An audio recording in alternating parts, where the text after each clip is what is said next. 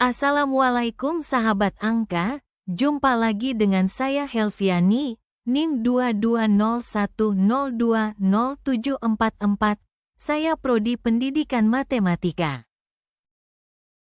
Tujuan pembelajaran kita pada hari ini yaitu pertama siswa dapat menentukan letak bilangan bulat dalam garis bilangan, kedua bisa menyelesaikan operasi penjumlahan dan perkalian bilangan bulat. Oke sahabat angka, kali ini kita akan membahas tentang materi bilangan bulat. Yuk disimak sama-sama, coba kalian perhatikan ilustrasi berikut ini. Kedalaman laut dan samudra sangatlah bervariasi. Kedalaman laut bisa mencapai rata-rata 3.800 meter. Sedangkan ketinggian daratan rata-rata 840 meter.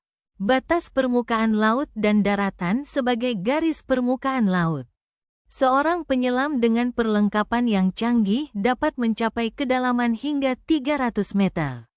Lebih dari itu, keadaannya sudah sangat dingin dan laut akan gelap, serta tekanan air lautnya sangat besar.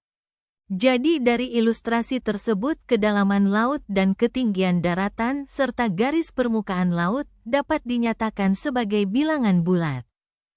Dapat disimpulkan bahwa permukaan laut itu sebagai posisi dasar atau dimisalkan dengan 0.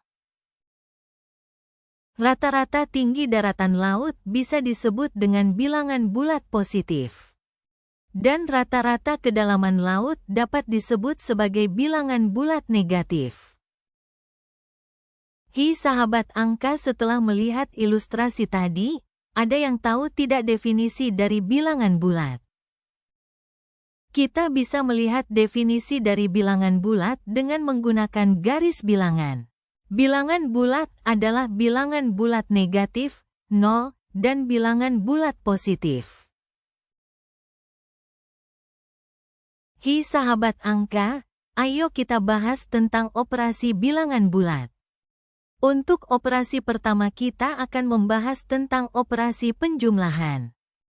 Untuk menentukan arah dalam operasi penjumlahan bilangan bulat, kita bisa menggunakan garis bilangan. Jika nilai suatu bilangan negatif, maka kita berjalan ke arah kiri, dan jika nilai suatu bilangan positif, maka kita berjalan ke arah kanan. Oke sahabat angka, kita bisa menggunakan konsep rumus penjumlahan dengan menggunakan tanda negatif dan positif. Jika kedua tandanya positif, maka hasilnya positif. Kita bisa melihat contoh di bawah ini. 2 tambah 2 hasilnya 4. Jika kedua tandanya negatif, maka hasilnya negatif. Kita bisa melihat contoh di bawah ini, -3 tambah -3. Langkah pertama kita kalikan tandanya terlebih dahulu, setelah itu baru kita operasi. Jika kedua tandanya itu berbeda, maka ada 2 kemungkinan hasilnya bisa positif atau negatif. Contohnya, 4 tambah -3, kalikan dulu tandanya, lalu baru dioperasikan, maka hasilnya 1. Sahabat angka, ayo kita lihat contoh soal berikut ini, -2 tambah 3. Untuk penyelesaiannya, kita menggunakan garis bilangan. Mobil pertama berdiri di angka 0, dan mobil berjalan ke arah kiri 2 langkah. Lalu mobil berjalan ke arah kanan 3 langkah, jadi mobil berhenti di angka 1. Lanjut sahabat angka, di sini ada 4 sifat operasi untuk perjumlahan bilangan bulat, yaitu sifat komutatif, sifat asosiatif, sifat identitas, dan inverse. Operasi kedua kita akan membahas tentang operasi perkalian. Operasi perkalian sudah kita pelajari di sekolah dasar. Kita bisa menggunakan garis bilangan, contohnya jika ada soal 2 kali 2, maka cara penyelesaiannya, kita berpindah ke kanan sebanyak 2 kali, maka hasilnya adalah 4.